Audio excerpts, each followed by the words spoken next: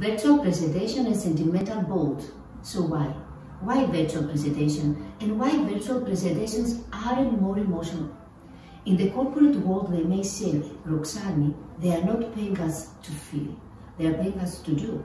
And it's okay, it's nothing wrong with that. But if you can't motivate your own team to move forward or to convince your client to buy your product, then you are in trouble. I'm a career and body language expert. I'm Roxani Oikonomou, and this is what I do in life. Designing purposeful careers. And I couldn't be more grateful for Speak You team for giving me this opportunity to share with you my thoughts about virtual presentation, a theme that fascinates me. Throughout my talk, we will come across why virtual presentation is the sentiment, and the stories are the sentimental bonding between the audience, the customer, and the speaker. In the between, if you allow me, I will share a glimpse of my personal story, and at the end, I will share with you my 5 elements from my formula: virtual presentation, sentimental, storytelling, blueprint elements. Let's travel virtually. Stress, monotonous, robotic, chaotic, distractions. All these are speakers' fear while transitioning into virtual reality. Although there is one possibility on rare occasions when the viewers can be immediately engaged when there is a sentimental bond with the speaker. At the age 18, my first work, I was as a waitress in a seaside restaurant on an idyllic Greek island. My Aunt Athena, she owned a taverna, a local restaurant overlooking a pristine stretch of beach, and she made a business proposition. She suggested to me to work with her as a waitress for the summer. All sounded great. The first week was accented with warm nights, and one could only hear loud crickets and indistinct chants while dining under the open skies. I was the waitress, so I had to work till late. I was monotonous, I was robotic, I was a total disaster, full of distractions. My Aunt Athena kept on telling me, Roxani, we are serving nostalgia here. Nostalgia is a Greek word, and it means longing. It means having desire for past memories. I couldn't understand that at the time. The only knew that I knew is that I was working in a small traditional taverna, that we were serving food, fresh food, with my aunt's unique recipes. But it was food. It was just 1 week later when my aunt came and told me, Roxani, nostalgia has to do with our guest memories when they are going back to their home to recall us with a sweet smile, with a warm tea, with a tingle in their heart. Virtual presentation, yes, it is technology. Yes, with no doubt, it's not the same as an in-person experience, but virtual presentation is here now. Allow us to connect with more people globally at the same time. Allow us to share attitudes, to inform others, to request for help.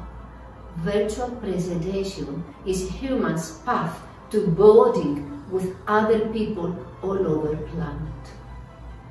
Nostalgia in virtual presentation means create experience with your own audience, with polls, with quizzes, with Q&As, with activities, with interactions, with storytelling. Nostalgia in virtual presentation means connect with your own audience, with their minds, with their eyes, with their heart. Nostalgia in virtual presentation means, as my Aunt Athena says, be fresh, be unique, be different, be vulnerable. Be the nostalgia. virtual presentation is not an option anymore, and the way we do it, it determines, in order not to be the watchers, not to be the whiners, but to be the winners. We all, as professionals, we are trying our best to manage new set of skills, new strategies, new memorable ways, to emerge new ways, different ways, in order to convert, to transform virtual connections into paying customers. But remember, in order to get engagement with your audience, you need storytelling, and storytelling playing a huge role.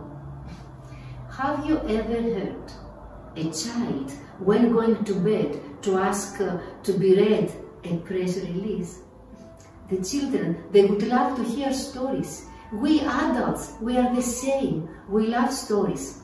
And how do I know this? How many people, they are going to movies to enjoy and to watch unrealistic scenarios as Harry Potter? And how many men, they like to build, to feel, to act as James Bond? And how many ladies, they love to be, to feel, to act as Monica Bellucci? Storytelling creates feelings. Feelings create nostalgia. So please, come with me. Let's draw a big circle. Let's take these meaningful words, feelings and nostalgia, and put them in. And let me invite you. We are going to create our own story. But remember, leave out all your grown-up words as stakeholders or working in partnerships. Leave them out of your way. Leave out generalities and jargon. Now we are ready 100% to start our story. My first element is place and hero. Let's travel in business world. Let's meet our hero. Our hero is Spiros. He's a 5 billion CEO businessman, and he got a great denial of turning on his camera while presenting and negotiating virtually. This got a very negative, gradually, a very negative impact to his own branding and to his negotiations. Remember, virtual presentation is not an option anymore. So we have the place, we have the hero. Now we need the goal. The goal is our second element. The goal is to help Spiros, to guide him somehow to overcome his fears and to present virtually in excellence. So we go to our third element, that is the conflict. The conflict means, let me make it more clear to you, how we are going to transform Spiros, the CEO's fixed mindset, into a growth mindset. This is a great conflict. In order to help our CEO, to help our CEO, our hero, we are going to wear our superheroes uniforms, and we are going to call for our fourth element, that is a Sifu. Sifu in the Western world means master, means coach. So here, fourth element is coach. The coach will help Spiros to identify his strengths, to recognize his weaknesses in order to narrow the gap of the weaknesses. And if he's a good coach, he will help him to dive deeper for self-exploration. We have found also the coach. Our fifth element is moral. Each story, they need a moral. And how this create? It's very easily.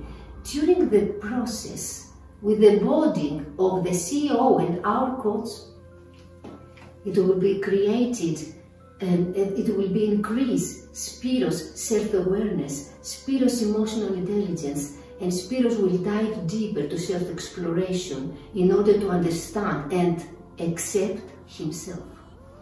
As my coach, Venkat Likam says, each time, in each occasion, you need to go to self-investigate your own self.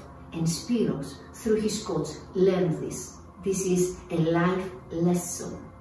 Spiros actually he achieved his goal and he presented virtually with excellence. So, let's say goodbye to Spiros and to the Sifu, and let's close our storytelling circle with our heart.